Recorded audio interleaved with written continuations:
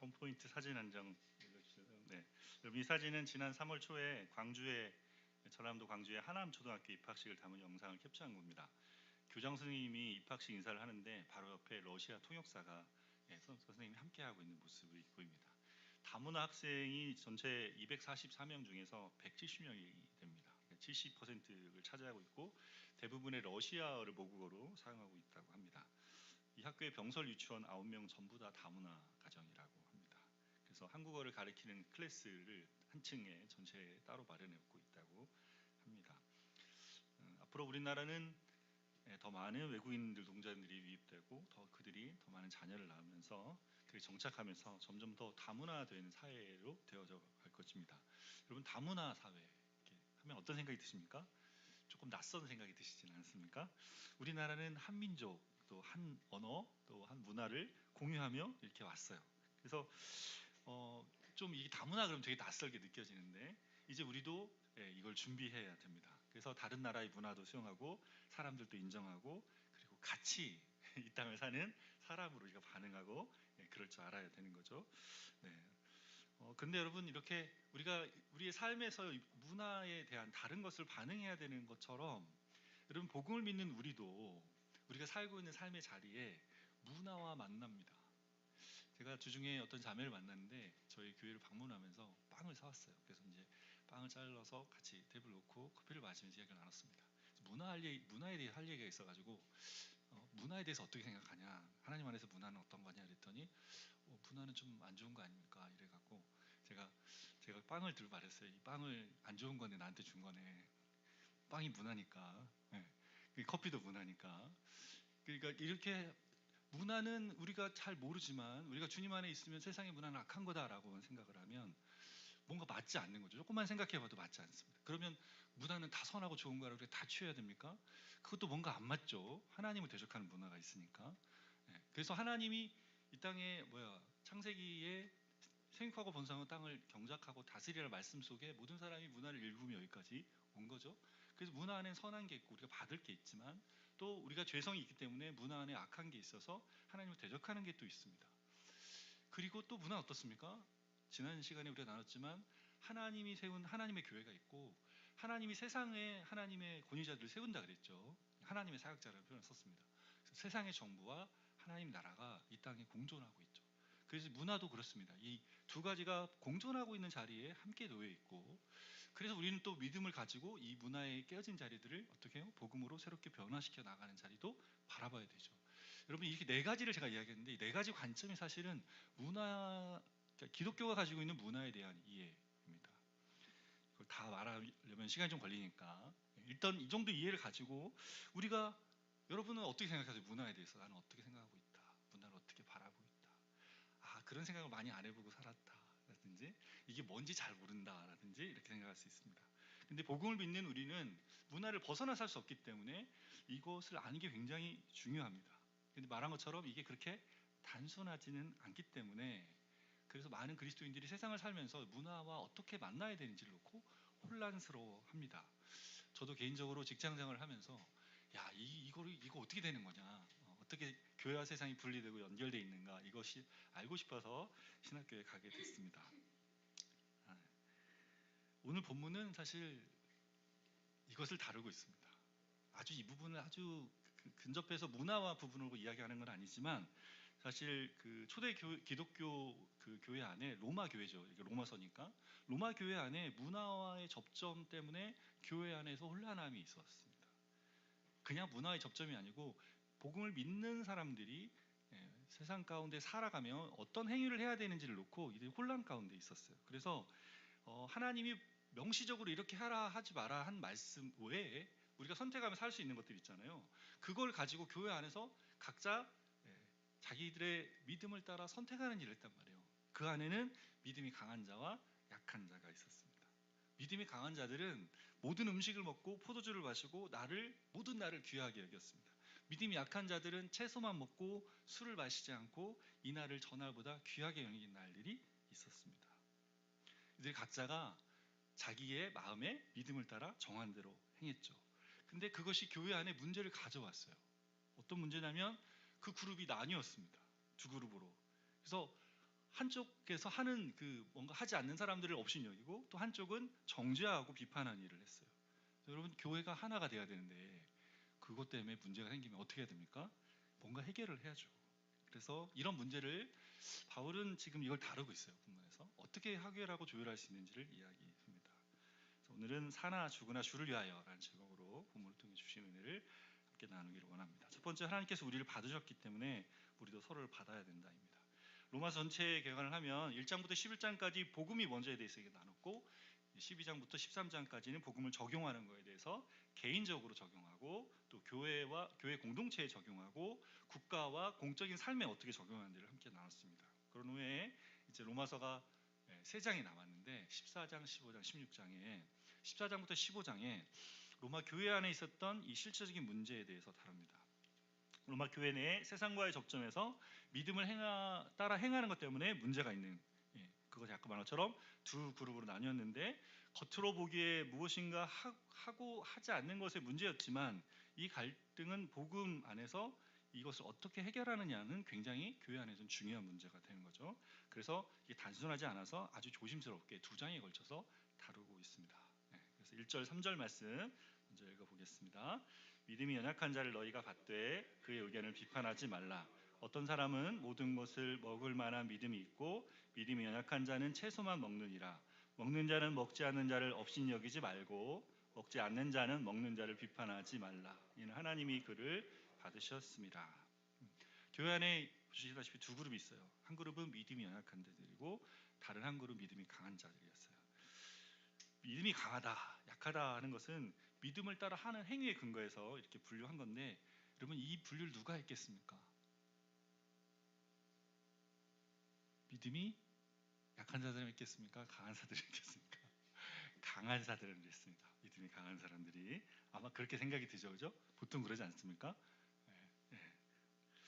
이들이 이슈가 됐던 게 뭐냐면 먹고 마시는 것과 종교력이었습니다. 믿음이 강한 사람들은 고기를 먹고 포도주를 마시고 이렇게 음식은 하나님 주신 거니까 그것 어떤 것도 부정하지 않아. 우리는 그걸 다 먹을 수 있어 했어요. 반면에 믿음이 연약한 사람들은 채소만 먹고 포도주는 마시지 않으면서 어떤 음식은 부정하다고 여겼습니다. 또 믿음이 강한 사람들은 모든 날을 같게 여겼어요. 1년 365일이 다 주 안에서 부활하신 주님의 은혜를 누리는 날이야, 이렇게 했어요. 믿음이 약한 사람들은 어떤 날을 또 다른 날보다 중요하게 여겼습니다. 부활절, 성탄절, 기념하는 날이잖아요. 그런 날들을 중요하게 여기는 일이 있었어요. 이스라엘 백성들로 하면 뭐죠? 안식일, 유월절, 속죄일, 장막절 이런 것들이 있었죠. 기념하는 날들, 그런 것들을 지키고 따라왔다는 거죠. 이 두 그룹이 누구였느냐는 게 의견이 분분하지만 대체로 주석학자들이 의견을 모으는 건 뭐냐면 유대인 그리스도인과 이방인 그리스도인이었다, 이렇게 나옵니다. 믿음이 연약한 자들이라고 불렀던 사람들은 유대인 그리스도인들이었습니다. 이 사람들은 구약의 율법의 제의적인 제의적으로 부정한 음식들이 있었죠. 대표적으로 돼지고기 먹으면 안 됐단 말이에요. 그래서 하나님 백성이라고 먹지 말아야 됐겠죠. 사도행전에도 베드로 그러잖아요. 하나님 보자기를 내놓으니까 저 이 부정한 음식 먹지 않습니다, 이렇게 말했단 말이에요. 근데 주님 뭐래서요? 하나님이 거룩하게 한 걸 네가 속되다 하지 마라 하면서 계속해서 3번을 그렇게 하면서 베드로가 이걸 알고 이게 지금 어떻게 된지 우리가 안단 말이에요. 근데 이렇게 해서 그럼에도 불구하고 이 사람들은 하나님 앞에서 이스라엘 백성들이 이걸 지키며 살았어요, 평생 동안. 그래서 아까 안식일, 유월절, 속죄일, 초막절 이런 것처럼 그런 날들을 지키면서 이것이 하나님을 섬기는 예다 알고 지키며 살았어요. 어렸을 때부터 이것을 계속 교육해서 받았단 말이에요. 근데 예수님이 죽으시고 부활하신 다음에 어떻게 해요? 그게 아니어도 된다. 유대 율법을 지키지, 유대인의 그런 방식으로 믿음으로 구원받는 게 아니다. 그러니까 그런 방식을 행함으로 지켜서 구원받는 게 아니고 믿음으로 구원받는다라고 이야기한 다음에 그걸 믿긴 했어요. 이 사람들이 믿긴 했지만 그럼에도 이렇게 주님을 섬기고 왔는데 어떻게 그렇게 안 할 수 있어? 라고 해서 그걸 버리지 못하고 계속 그걸로 주님을 섬기고 싶은 마음을 가지고 있었어요. 그래서 이 사람들은 자기들은 고기는 안 먹고 채소만 먹겠다, 비건이 되겠다 했습니다. 그랬어요. 아까 말한 것처럼 이 사람들은 어떤 사람들이냐면 믿음으로 구원받는다는 걸 부정하는 사람들이 아니에요. 네. 만일에 이 음식법이나 종교력을 지키는 것을 하나님께 의롭게 되었다라고 말했다면 사도 바울은 이들 믿음이 약한 자들이라고 말하지 않았을 거예요. 믿음이 없는 자들. 그리고 뭐예요? 행위로 구원을 얻으려는 율법주의자라는 말을 덧붙여서 말했을 거예요. 그래서 갈라디아서에 말했잖아요. 갈라디아서 유대인들은 행위를 통해 구원받으려 했단 말이에요. 그것에 대해서 사도 바울이 그거 아니다. 그거 아니라 믿음으로 받는다는 이야기를 계속했고, 여기서 말하는 믿음이 약한 자는 믿음이 약한 거죠. 그 믿음으로 구원받는다는 것은 받았어요. 그래서 참으로 의롭게 됐고 참 그리스도의 은혜 안에 들어와 있습니다. 근데 이들이 뭘 하냐면 예수님께서 모든 음식을 깨끗하게 했고 어떤 특정한 날에도 매이지 않게 했다는 그 사실을 온전히 받아들이지 못했던 거죠. 반면에 믿음이 강한 사람은 어땠다? 꺼리낌이 없는 거예요. 이 사람들이 이방인들이었단 말이에요. 그러니까 원래 음식법이나 종교력을 지키지 않아도 됐던 거고 그런 거에 전혀 꺼리낌이 없었죠. 그래서 이 사람들은 주님의 은혜를 값없이 주신 그 은혜를 온전히 누렸습니다. 그러면서 어떤 생각이 들었겠어요? 그걸 지키려는 사람들 보면서 믿음이 없네. 복음의 은혜를 잘 모르고 있네. 저렇게 한다고 해서 주님이 주신 은혜를 받는 게 아닌데 왜 이렇게 맛있는 돼지고기 불고기를 안 먹어?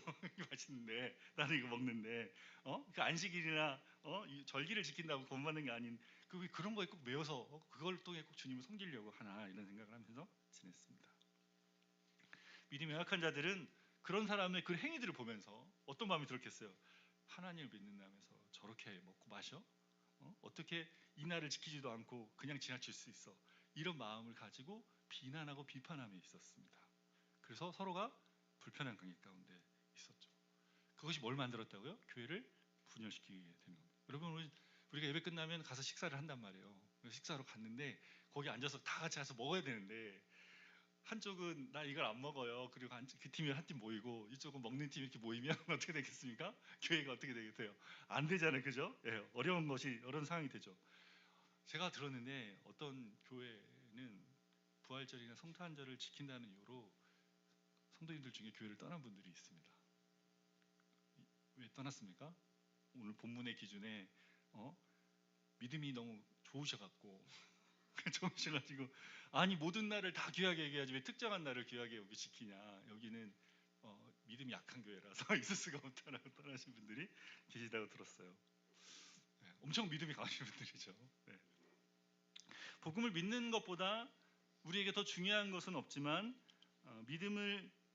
복음을 믿는 자로 문화의 접점에 대한 이해가 다른 자리를 날 때 우리는 어떻게 풀어야 됩니까? 이걸 어떻게 풀어가야 되죠? 바울이 1절에 뭐라고 말해요? 믿음이 연약한 자를 너희가 받으라 라고 말합니다.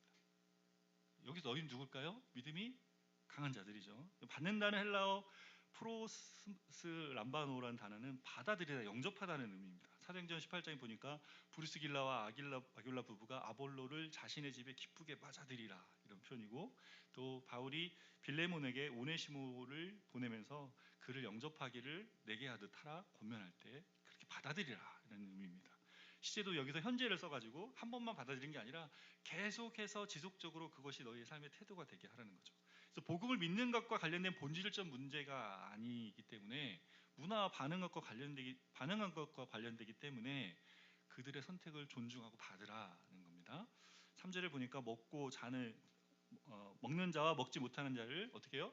먹는 자가 먹지 못하는 자를 업신여기지 말라고 이야기합니다. 업신여기다라는 헬라어 단어는 엑수데네오를 쓰는데 멸시하다, 하찮게 여기다는 의미입니다. 복음이 주는 자유가 있는데 왜 이런 것도 먹지 못하냐? 왜 이렇게 믿음이 없냐? 그들의 믿음을 하찮게 여기지 말라는 것이죠. 그 사람들이 뭐 하니까? 그냥 주님을 믿는 것 때문에 이렇게 하고 있는 거니까 그걸 하찮게 여기지 말라. 마찬가지로 먹지 않는 자도 먹는 자를 비판해서는 안 된다 말합니다. 비판하다는 단어 크리노는 판단하여 비난하는 거죠. 먹지 못할 음식을 먹고 특정한 날을 지키지 않는다고 정죄하지 말라는 거죠. 그 모든 이유가 왜 그렇습니까? 3절 끝에 하나님께서 뭐 하셨기 때문에? 그 사람을 받았기 때문에. 믿음이 약한 자나 믿음이 강한 자나 다 하나님이 받아주신 거죠. 예수 그리스도의 십자가의 죽으심과 부활을 믿는 자를 의롭다 하시는 분 누구십니까?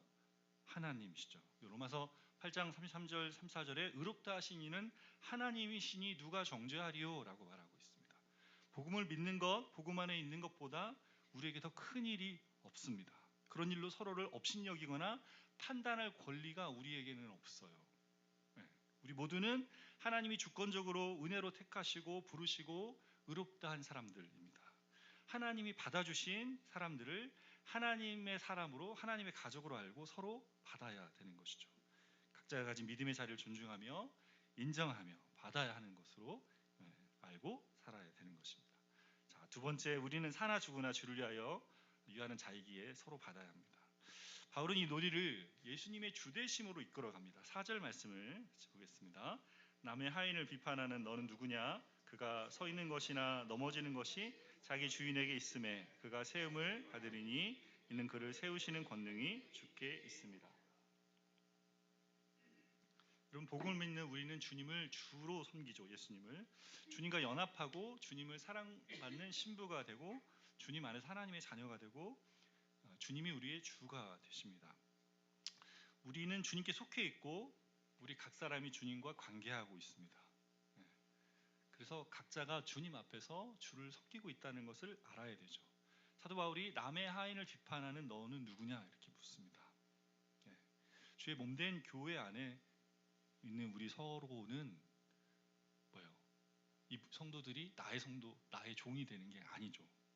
내가 마음대로 업신여기거나 판단할 수 없는 대상이 되죠. 만일 내가 누군가를 업신여기거나 판단하면 뭐예요? 그 사람이 꼭 마치 내 종인 것처럼 여기고 있는 거라는 거예요. 남의 하인을 판단하는 너는 누구냐 이렇게 내가 마치 이 사람의 주인이 된 것처럼 행사하고 있다는 거죠. 그가 넘어지는 것도 그가 서는 것도 다 누구의 손에 달려 있습니까? 주님의 손에 달려 있습니다. 그 사람이 주님이신 주님이 그를 뭐입니까? 권능으로 세우시죠. 주님이 세우시는 권능은 어떻게 나타납니까? 어떻게 나타납니까? 사랑으로 나타납니다. 사랑으로. 주님은 만왕의 왕이시죠. 하늘과 땅의 모든 권세를 갖고 계십니다. 그분이 그 권세로 우리에게 뭘 하십니까? 우리를 부리시는 게 아니고 내 종이 돼서 이렇게 부리시는 게 아니고 뭐 하십니까? 섬기십니다.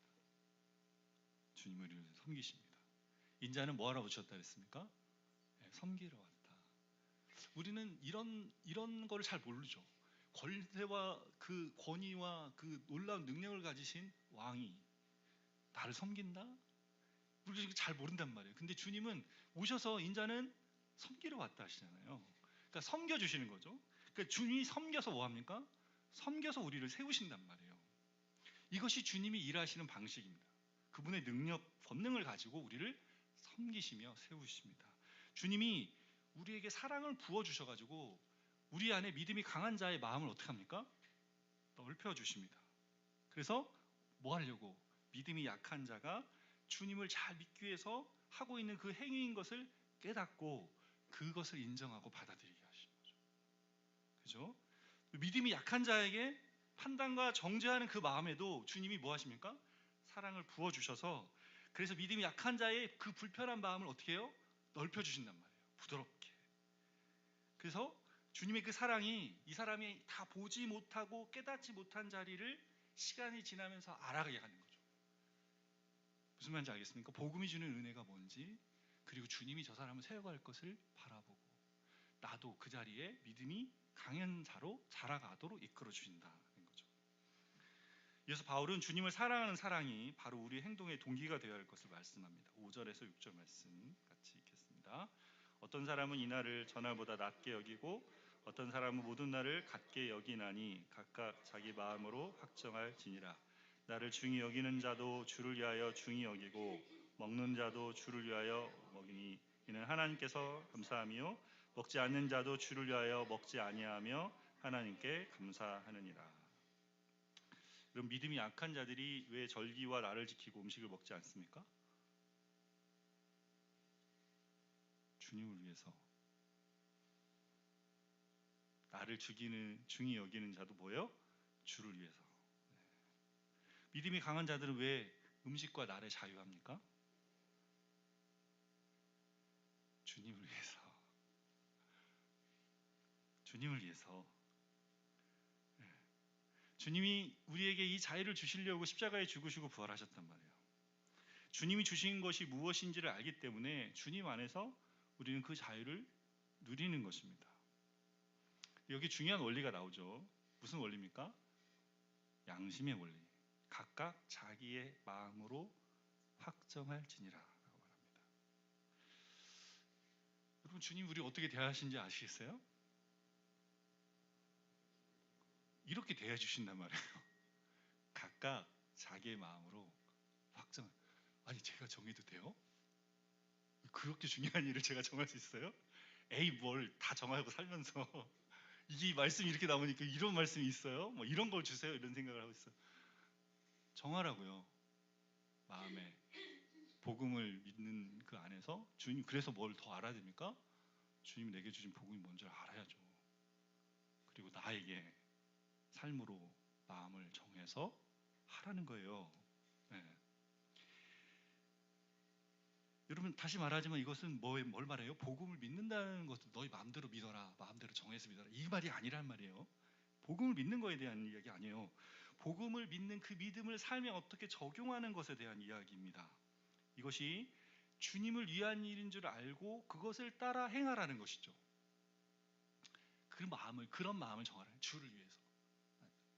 자, 주대심, 로드십을 전제했어요, 앞에. 그죠?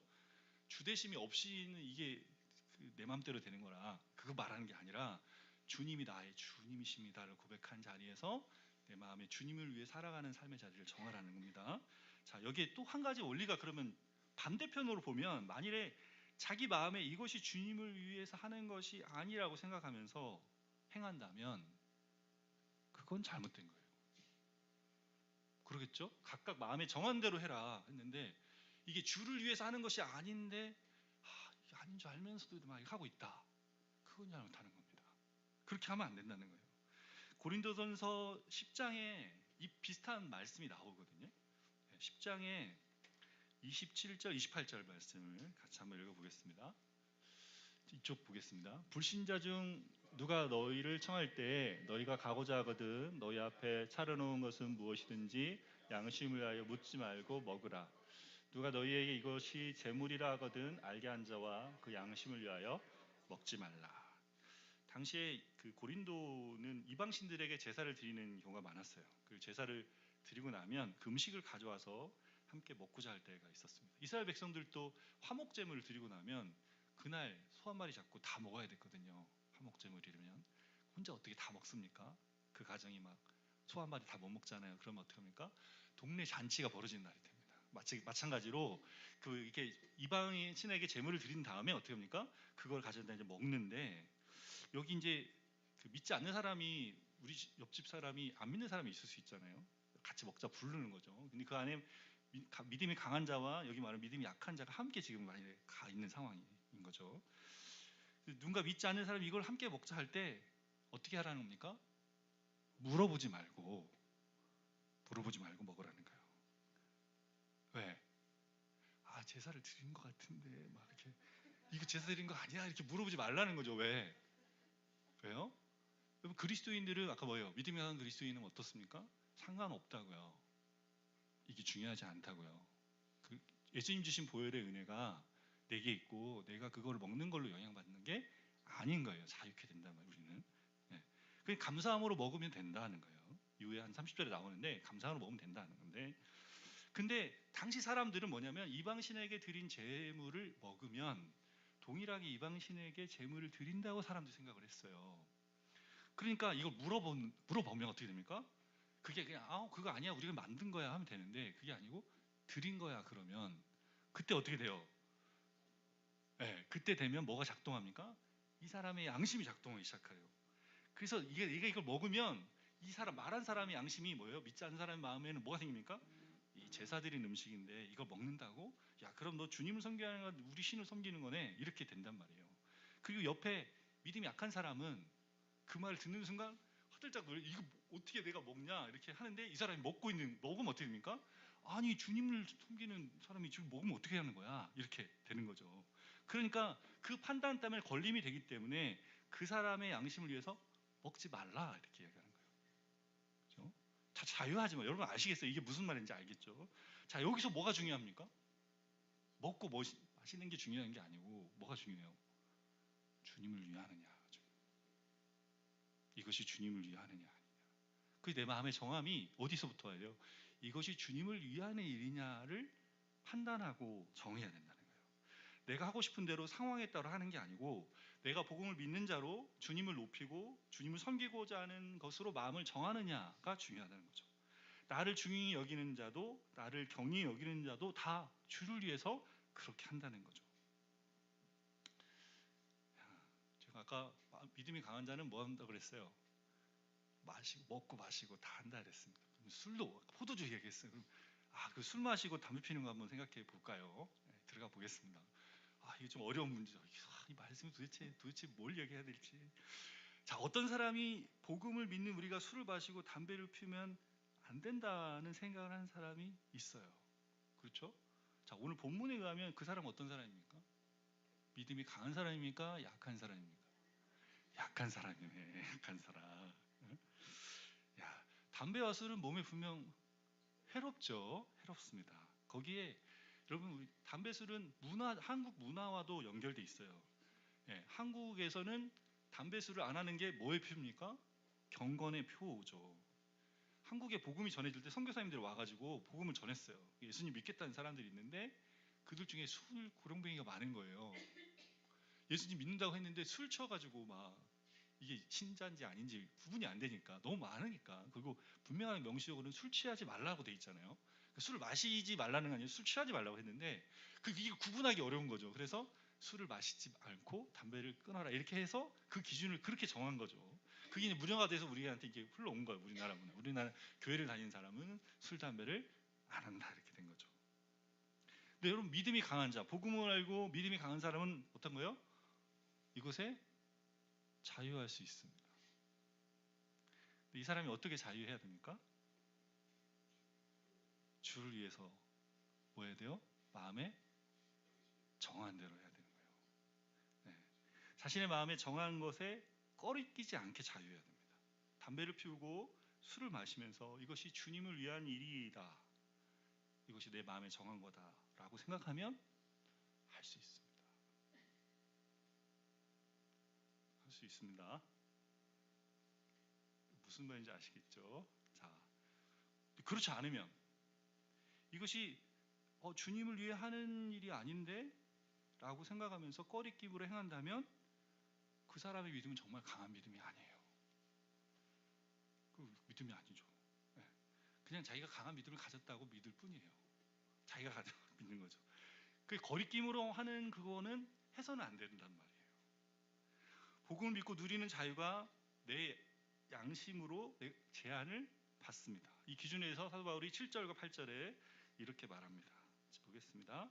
우리 중에 누구든지 자기를 위하여 사는 자가 없고 자기를 위하여 죽는 자도 없도다. 우리가 살아도 주를 위하여 살고 죽어도 주를 위하여 죽나니 그러므로 사나 죽으나 우리가 주의 것이로다. 네. 우리 중에 누구도 우리 중 누구예요? 복음을 믿는 사람들이죠. 복음 안에 있는 사람들은 누구도 자기를 위해 살거나 죽지 않는다. 우리 모두는 다 그리스도의 주되심 아래 있다. 우리의 살고 죽는 모든 것이 다 그분과 연결되어 있다는 거죠. 여러분 로마서의 사도 바울이 6장에 뭐랍니까? 너희가 세례 받을 때 그리스도와 함께 죽은 것을 알지 못하느냐? 그의 죽으심과 연합하여 세례를 받고 죽었고 그분이 살 때 너희도 같이 산 것을 알지 못하느냐 이야기를 한단 말이에요. 같이 그분과 함께 죽었다 살아나는 것이 뭐예요? 복음을 믿는 사람들에게 이루어진 일이라 말합니다. 우리가 누구 것이 됩니까? 주님의 것이 되고 주님이 우리의 것이 되죠. 우리가 주님 안에 있고 주님이 우리 안에 거하는 주님과의 연합이 되어지고 그래서 어떡합니까? 우리의 존재가 우리의 정체성이 그분을 떠나서 살 수 없는 자가 된 것입니다. 그래서 우리는 더 이상 나 자신을 위해 살지 않아요. 혼자 사는 게 나를 위해 사는 게 아니고 그분을 위해 그분과 연합된 자로 살아갑니다. 왜? 그분이 뭐 하시니까 나를 위해 자신을 주셨고 나를 위해 사랑하셔서 자기를 내어주셨기 때문에. 그래서 9절에 이렇게 말씀합니다. 같이 보겠습니다. 이를 위하여 그리스도께서 죽었다가 다시 살아나셨으니 곧 죽은 자와 산 자의 주가 되려 하십니다. 이를 위해서 뭘 위해서?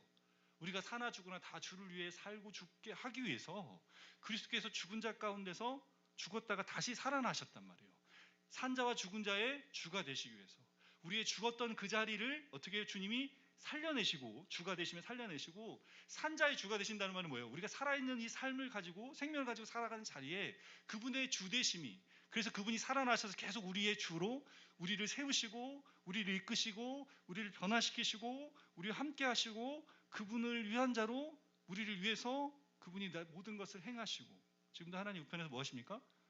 기도하시고 우리의 모든 것을 행하시며 우리를 인도해 가시는 거죠. 그래서 뭐 한다는 거예요? 그분을 위해 사는 거예요. 우리가. 그 삶의 목적과 방향이 누구를 향해 있어야 됩니까? 그분을 향해 있어야 돼요. 예수님 믿었는데 그분을 믿는 거랑 내가 사는 목적과 이거 따로 분리되는 거 이게 안 맞는 거예요.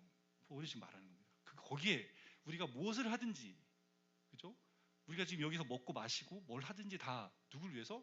그분을 위해서 하는 거라 이야기를 하고 있습니다. 그 선택이 뭐예요?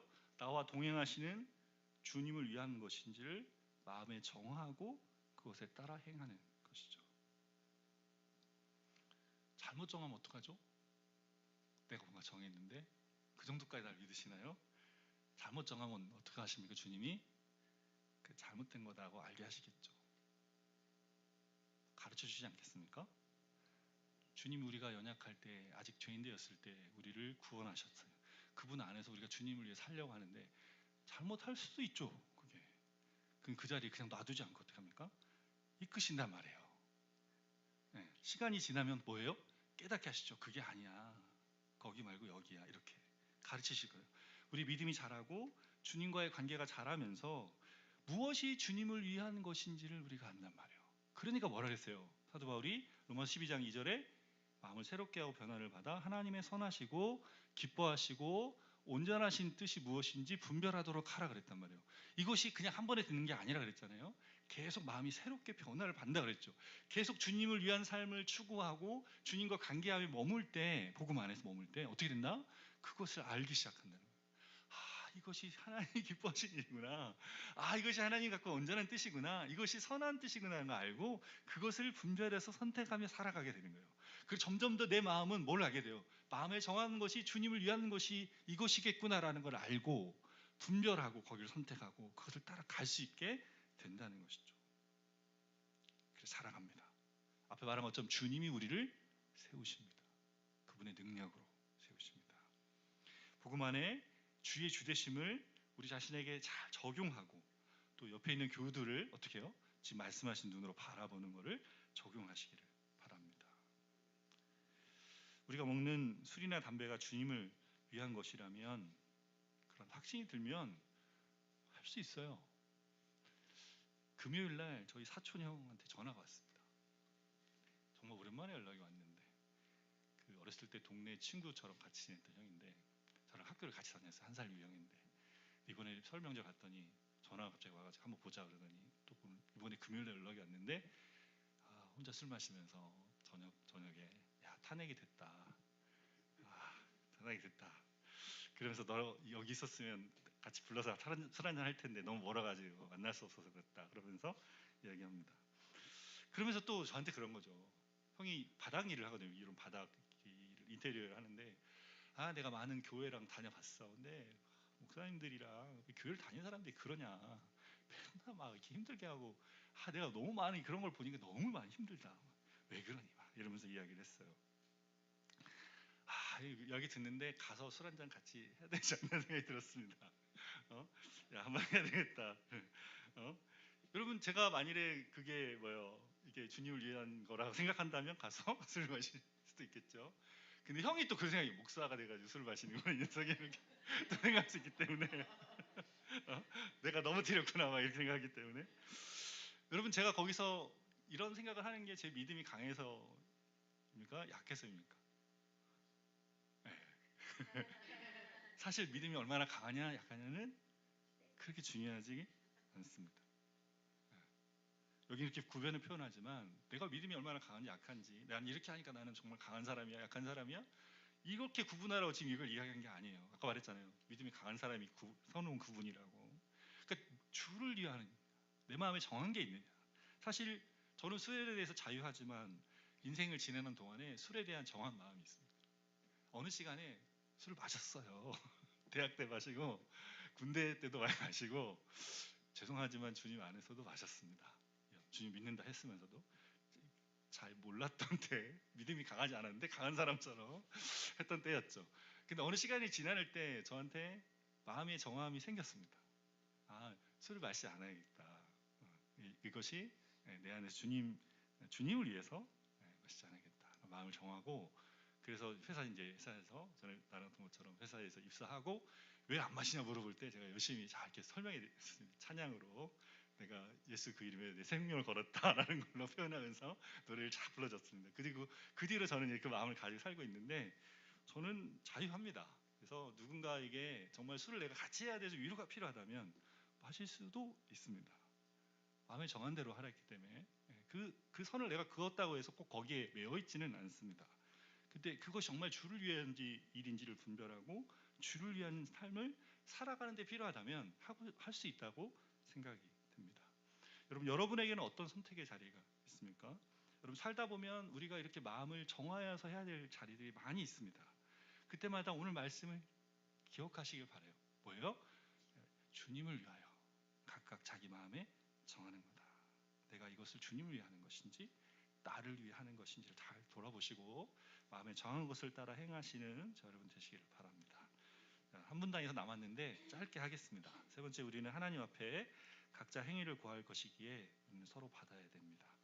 계속해서 바울이 두 그룹의 모두에게 서로 받아야 하는 이유를 이렇게 설명합니다. 10절, 12절, 10절에 12절까지 말씀 같이 보겠습니다. 내가 어찌하여 내 형제를 비판하느냐, 어찌하여 내 형제를 업신여기느냐.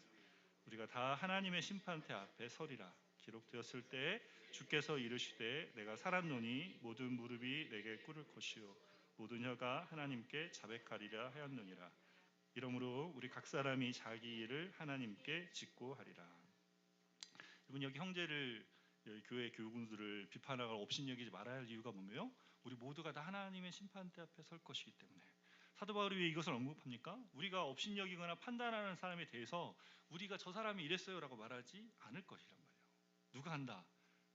자기가 쓴단 말이에요. 자기가 마음에 정한 대로 했던, 나 이렇게 마음을 정하는 거야 라고 했던 그 사람이 하나님 심판 앞에 서서 자기가 한 일을 말해야 되는, 직고해야 돼요. 직고해야 돼요. 네. 그래서 뭐예요? 내게 중요한 것은 내가 다른 사람의 행동을 어떻게 판단하느냐가 중요하지 않고 다른 사람이 나의 행동을 어떻게 판단하느냐도 중요하지 않습니다. 뭐가 중요해요? 내가 한 일이 하나하나가 주님 앞에 내가 어떻게 했느냐가 중요합니다. 금요일날 헌재 선고가 있었죠. 판결이 나오는 자리, 변호사들 얼굴을 이렇게 비추고 있었습니다. 그렇죠? 네, 주무관이 이렇게 읽는 동안에 변호사들이 뭐 했습니까? 변호했죠. 그 변호했던 그것에 대한 판결을 하나씩 들었어요. 말했던 거죠. 자기들 변호사를 말했던 거에 대한 판결을 들으면서 자기들 했던 거에 대한 결과를 받게 되는 거죠. 그런 방식으로 어떻게 해요? 내가 이렇게 살았어요 했던 거에 대한 주님의 판결을 받게 되는 것이죠. 그래서 어떻게 해야 돼요? 주님 앞에 이것을 맡겨드려야 돼요. 주님이 판단하실 것이고 내가 그래서 판단하고 업신여긴 것을 하지 않아야 됩니다. 여러분, 이렇게 해야 되는 이유는 무엇을 위해서 이렇게 하는 겁니까? 주님을 위해서. 그것이 어떤 결과를 가져옵니까? 교회의 연합을 가져옵니다. 교회를 나누지 않습니다. 우리 각 사람을 나누지 않습니다. 여러분, 이런 것 때문에 많이 교회가 이 원리들을 모르기 때문에 서로 다치게 하고 아프게 한단 말이에요. 이게 복음을 믿는 것보다 중요하면 안 돼요. 여러분, 이번에 정치 상황이 있었잖아요. 교회 안에 좌냐 우냐 때문에 복음을 믿는 것보다 좌냐 우냐가 중요하지는 않대요. 이거는 복음을 믿는 거의 격가지잖아요. 그러니까 문화 같은 거죠. 문화적으로 우리가 이해하고 바라봐야 될 자리가 있어요. 여러분, 복음 안에 하나님이 주시는 그 은혜 안에 복음의 원리가 정치 안에도 우리가 말했던 좌우를 통합하고 그보다 더 온전한 정치 원리가 복음 안에 있단 말이에요. 근데 우리는 우측으로 가야, 좌측으로 가야 이 원리가 된다고 생각하지만, 그래서 이것을 절대화하면 이데올로기가 되잖아요. 그러면 교회 안에 그 다른 이데올로기를 가진 사람들끼리 부딪힌단 말이에요. 그래서 이번에 어땠습니까? 이찬수 목사님이 이야기했잖아요. 지금은 기도할 때입니다. 딴 얘기 하지 마시고 기도하실 때입니다. 그 이야기를 하신 이유가 뭐냐면, 우측이 너무 강하게 막 기독교 우측이 너무 강하게 표현하니까, 이거가 지금 우리 교회 안에도 이걸 나눌 수 있겠다 생각이 드니까 목사님이 목회적으로 이야기했는데, 그 말을 하니까 다른 쪽에 우측이 아닌 지금 이 상황에서 말을 못하게 하고 기도하는 거는 우리 입을 막는 거 아닙니까? 이걸 판단하지 않으시려 하는 거 아닙니까? 라는 이야기를 한 거죠. 그래서 목사님 또 거기다가 교회 홈페이지다가 그런 게 아니라는 표현을 또 하셔야 됐어요. 우리 뭘 놓치냐면, 복음보다 이 다른 문화적인 무엇인가가 더 중요하게 여긴 자리가 커지면, 이것이 내가 맞다는 생각 그 눈으로 가지면, 그래서 서로 부딪히고 깨지게 되는 거예요. 그래서 뭐 해야 됩니까? 교회 연합을 위해서 주님 이 말씀을 잘 받을 수 있어야 됩니다. 그래서 우리가 하는 행위와 우리 어떤 모습이 주님을 믿는 복음보다 중요하지 않죠. 하나님이 받으셨다니까요. 저 사람 받았어. 하나님이. 내가 뭔데 받고 안 받고 그래. 그리고 왜요? 저 사람도 주님을 위해서 지금 여기서 일을 하고 있다니, 자기의 믿음으로. 믿음이 강한 자로 하든지 약한 자로 하든지 이걸 지켜야만 해야 된다고 생각하는 사람이랑, 그러지 않고 자유한 사람이 전부 다 주님을 위해서 하고 있다고요. 그래서 그 사람이 어떻게, 내가 주님 앞에서 이렇게 살았습니다를 고백할 거라고요. 그래서 어떻게 해요? 주님이 그 사람을 세워갈 것을 바라보고, 우리는 뭐예요? 주님을 믿고 주님을 위한 나의 마음의 정함을 따라 살아가야 된다. 지금 아직 다 안 끝났죠. 14장이 안 끝났고 아직 15장이 남았기 때문에 다음 주 또 우리가 한번 말씀 나누면서 이게 뭔지 더 알아가면 좋겠습니다. 자, 함께 주신 말씀 가지고 내 마음과 정성을 다하여 이렇게 찬양하고 기도하며 나가면 좋겠습니다.